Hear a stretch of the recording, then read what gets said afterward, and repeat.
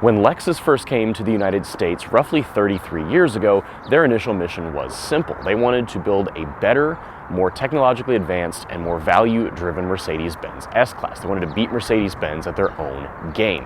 Now, Lexus as a brand has been wildly successful thanks to the LS and a lot of other vehicles that are a little bit more popular these days, but we're also seeing something similar from Korean brand Genesis.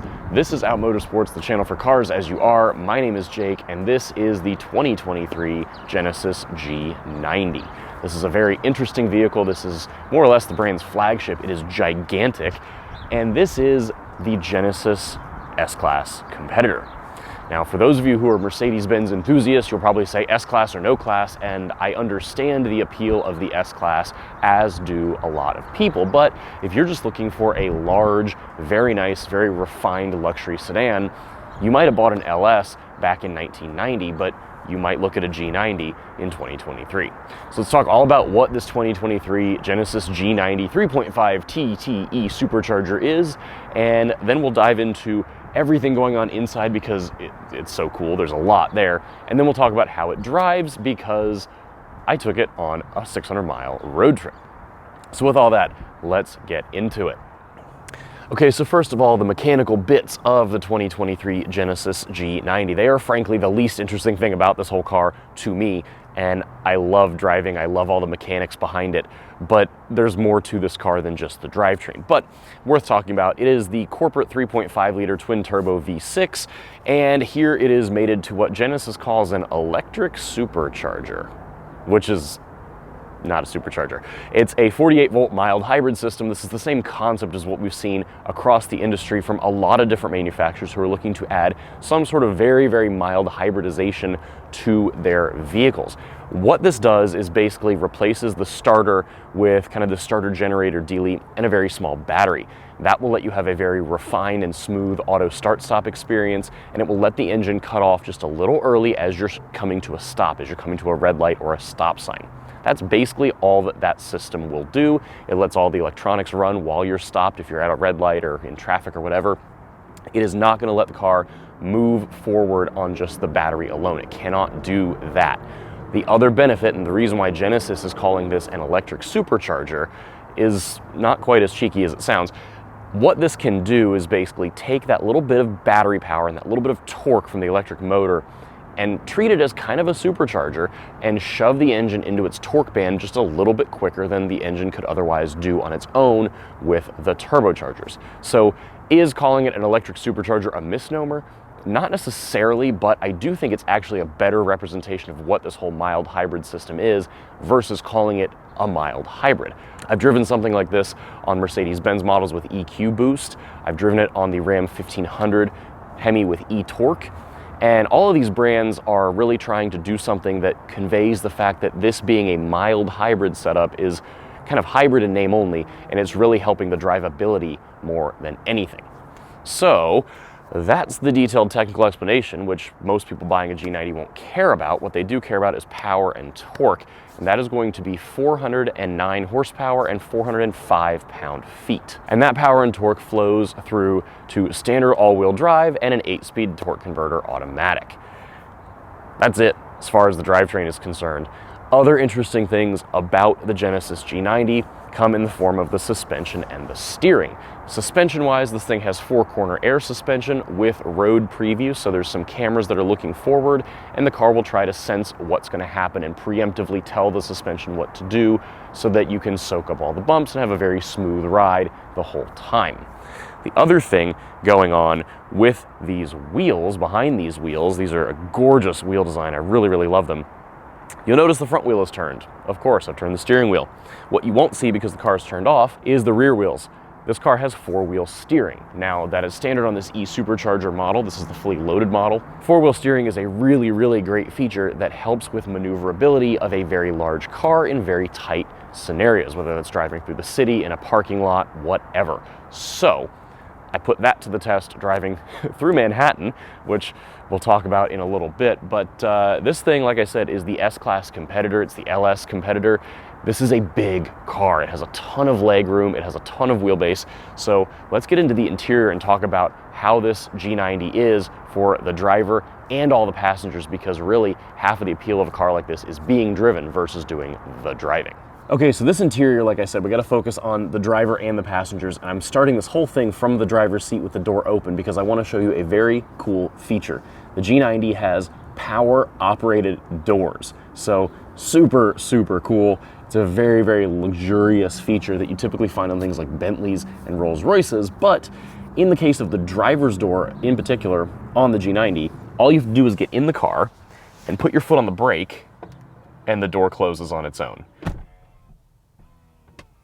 That is the coolest thing. It is so nice. It is a touch of luxury for the driver themselves. And then all you have to do to get out of the car is push the button and it opens just a few inches so that you don't whack the door into something, whether it's an oncoming car or something on the sidewalk or whatever. And then just push it open like normal. So that is the driver's door of the G90. It is such a neat touch.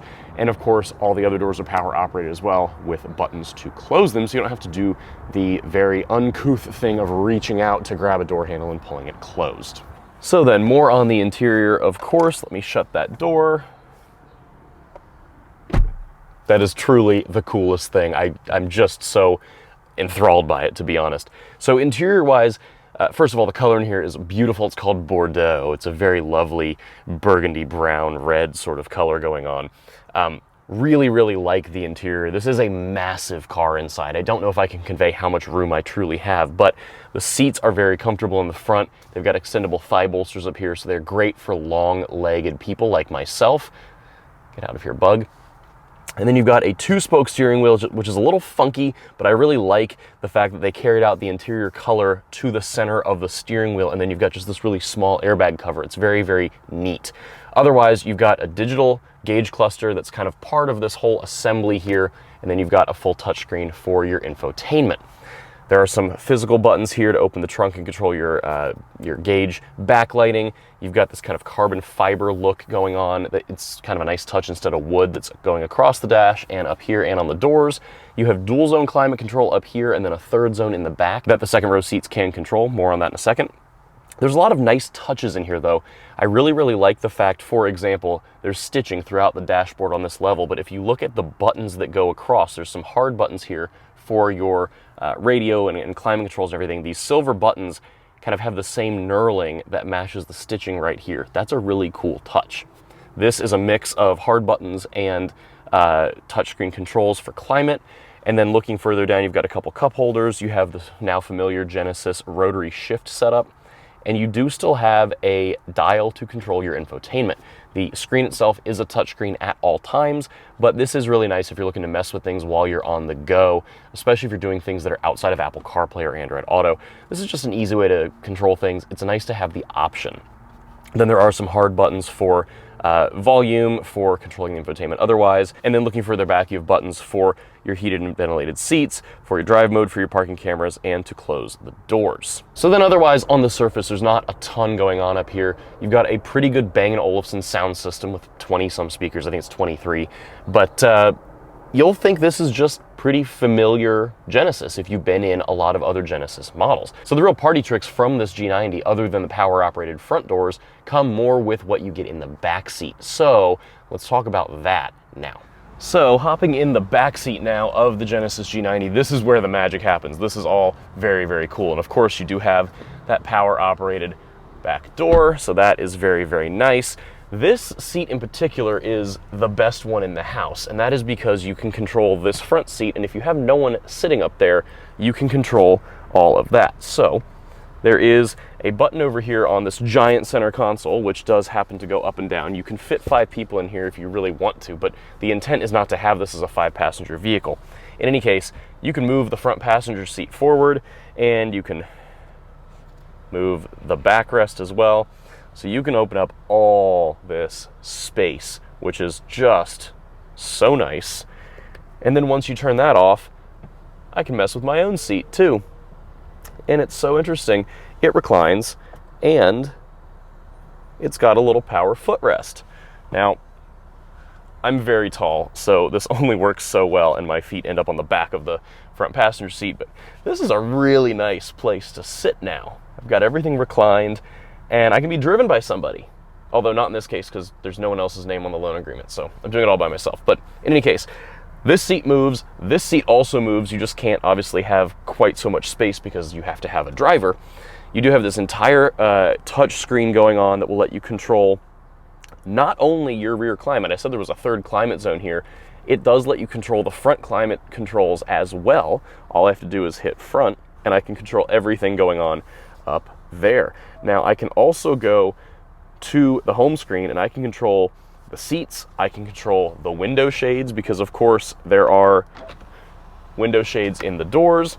There's a window shade in the back, and I can also control the panoramic sunroof shades. So that again is a really nice touch. You can block out the sun or the people or both if you really, really want to. Now, some of the more absurd things, you can also go in here and you can change the reading lights and ambient lighting in the ceiling to go from cooler to warmer.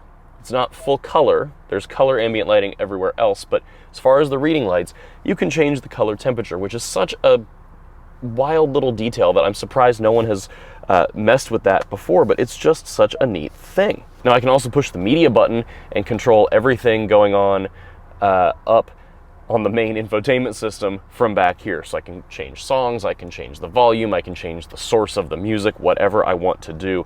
That is also a nice touch. So if you truly have just a driver and this is your experience that you're trying to cultivate, you can control everything from right back here. The other final thing you can do, you can start it with the button right here on the seat, or you can do it from the touchscreen. You have a massaging seat on this side, but it's not exclusive to just you sitting in the princess seat. All 4 of these outboard seats are not only heated, they're not only cooled, they are also massaging. That is so nice. And that goes back to what I did with my long road trip to and back from New York City. That is about 600 miles round trip. Let me tell you, this was a very comfortable car. So let's get behind the wheel and talk about how this 2023 Genesis G90 is to drive. All right, so let's talk about driving the 2023 Genesis G90, and I'll talk about being a passenger as well, because I did, of course, put some of my friends in the back.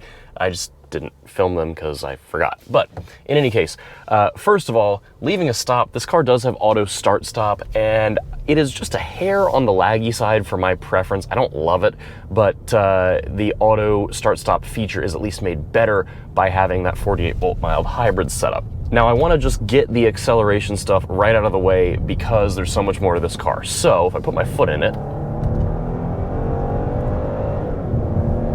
this is, I would say, plenty quick. It is not slam you back in your seat acceleration, but the entire mantra of the car is also not slam you back in your seat. And really, this car has no sporting bones in its body. It's not supposed to. So the acceleration is entirely fine, but the best part about this car is that the speed and the power and the everything are all just kind of sneaky. It doesn't feel, like I said, loud and you know, gruff and shove you in your seat. It's just kind of always there. It's got plenty of horsepower. And the best part about this related to power and speed is just how quiet it is in here. This is such a quiet, refined ride and driving experience that you will find yourself going so much faster than you think you are. I took the New Jersey Turnpike, of course, up to New York City, and there were several times where I saw a police officer in the median and I looked down and I thought I was going to get pulled over because I was going so far over the speed limit, and I truly had no idea. I just was not paying that much attention. I thought I was going, 70, 74, and I was going like much faster. So all that to say, the noise in here, the cabin is very quiet, wind noise, tire noise, it's all very muted. You don't really get a lot of it, which is fantastic. Other fantastic thing, the ride. It is so supple.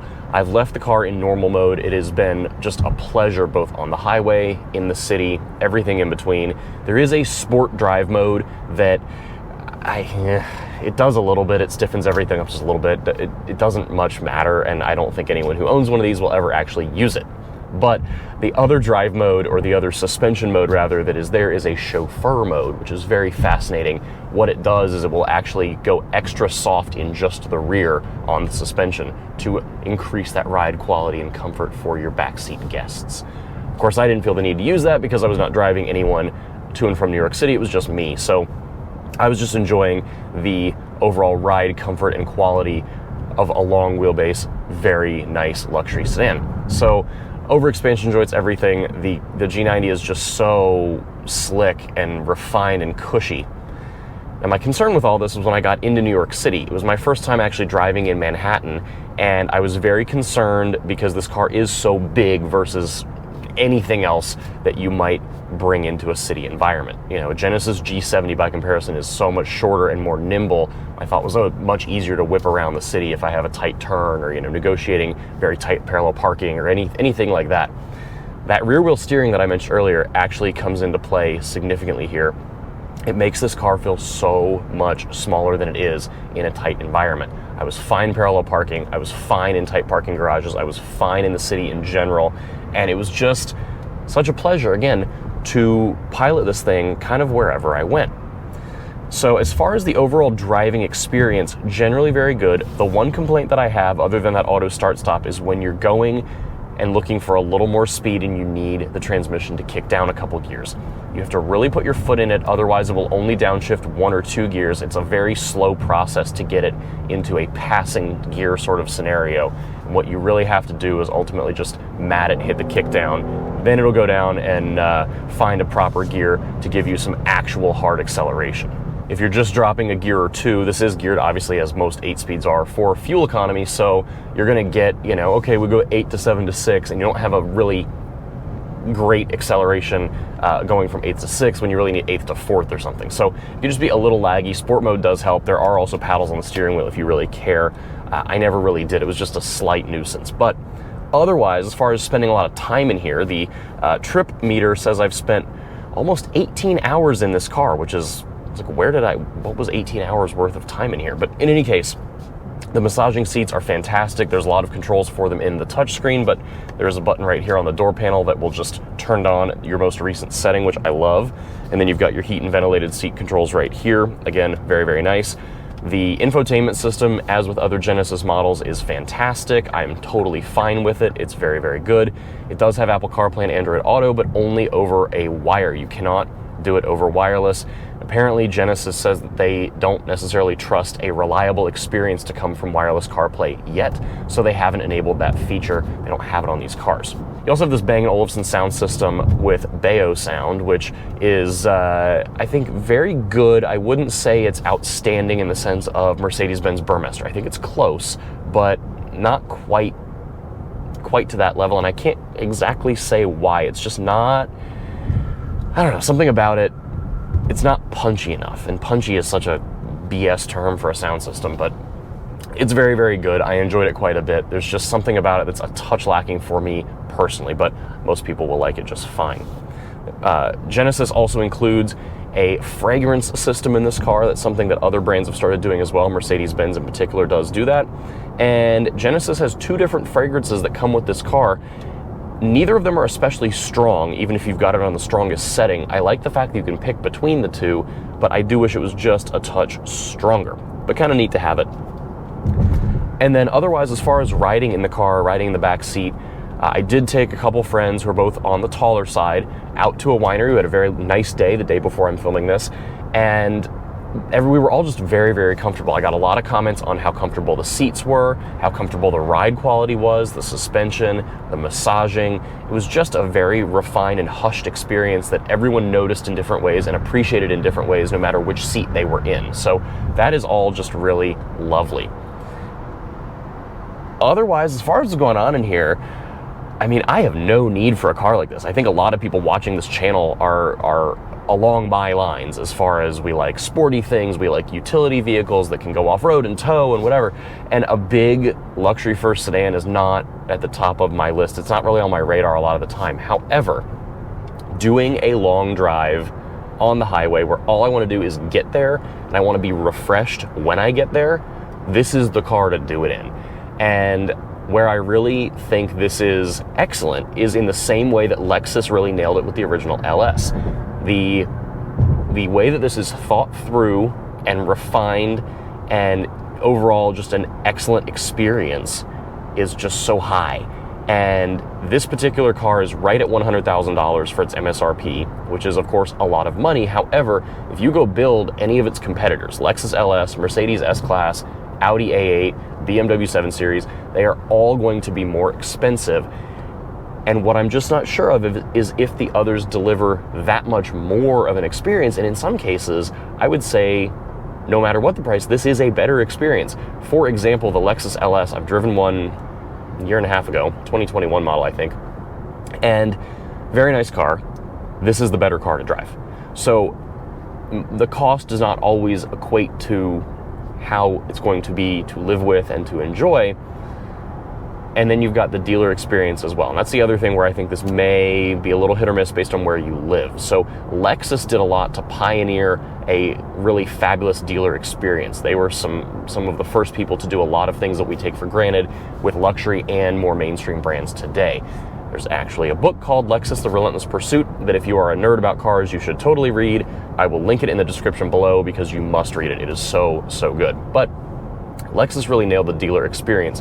Genesis, I think, is at this kind of turning point where they have set up dealerships that have been sometimes attached to Hyundai dealers, sometimes not. They've offered this, home concierge service where they'll take your car and take it for service and all that.